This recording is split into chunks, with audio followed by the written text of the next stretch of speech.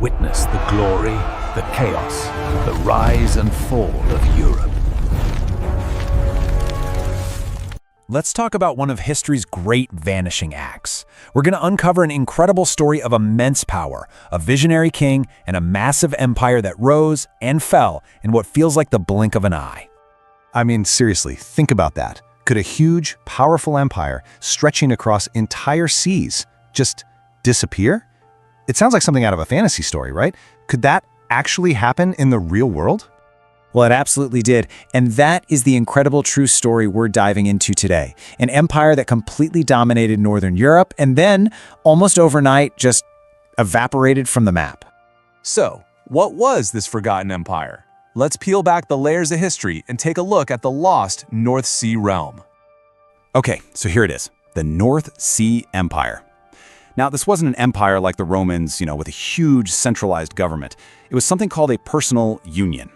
Basically, you had three totally separate kingdoms, England, Denmark, and Norway, all united under the crown of a single, incredibly powerful Viking king.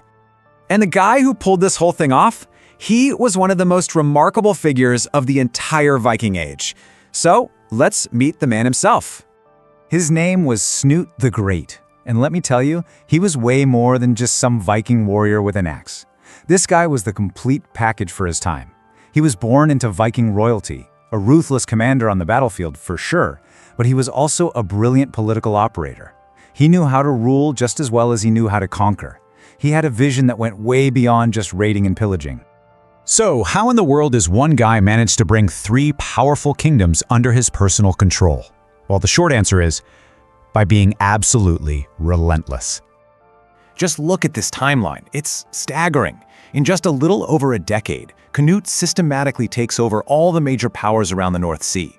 He snags the English crown in 1016, inherits Denmark just 2 years later, and then finally takes Norway in 1028. He even grabs chunks of Sweden for good measure. I mean, the speed of this achievement is just stunning.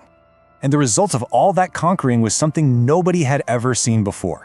For the first and only time in history, the entire North Sea, this critical highway for trade and for war, was basically a Viking lake. It was all controlled by one ruler. Canute's ships could sail all the way from England to Norway to Denmark and never once leave his territory. Just incredible. But here's where it gets really interesting. Canute's ambition didn't just stop with conquest. As soon as he had his empire, he completely shifted gears from warrior to statesman, and he turned out to be an amazing ruler. You might expect chaos, but Canute's reign actually brought peace and stability. He made the sea lanes safe, which meant trade just exploded.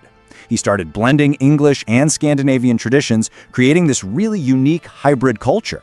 He even became a major patron of the church and earned the respect of emperors and popes across Europe. He literally transformed himself from a Viking conqueror into a totally legitimate and celebrated Christian king.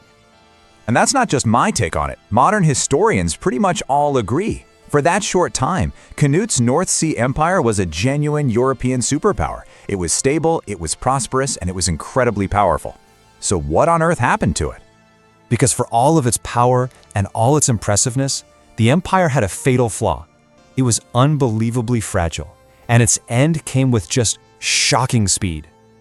This timeline of the collapse is just wild. The second Canute dies in 1035, the whole thing starts to unravel. Norway breaks away literally instantly. His sons start squabbling over the pieces and prove they are completely incapable of holding it all together. By 1042, just 7 years after Canute's death, the personal union is gone. The empire has completely vanished. And this right here, this shows you the empire's fatal flaw. It was built entirely on one man, on the force of his personality, his military genius, and the personal loyalties he commanded. What it wasn't built on was lasting institutions, or a shared identity, or a stable plan for who would take over.